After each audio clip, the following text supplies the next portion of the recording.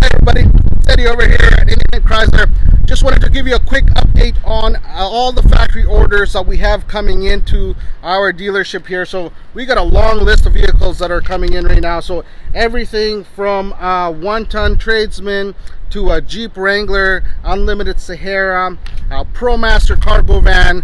There's a 2500 Limited in there. New redesigned two-row Jeep Grand Cherokee Overland, that's on its way here. So if you've been thinking about putting in a factory order, this is the exact time you want to do that.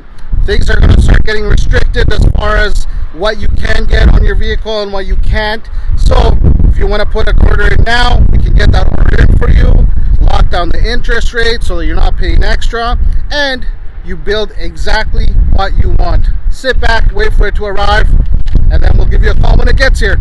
So give us a shout, let us know what you're looking for, what you want built, when you want to put the order in, and we'll help you out with that. 306-695-2254 is our number here. Thanks everybody.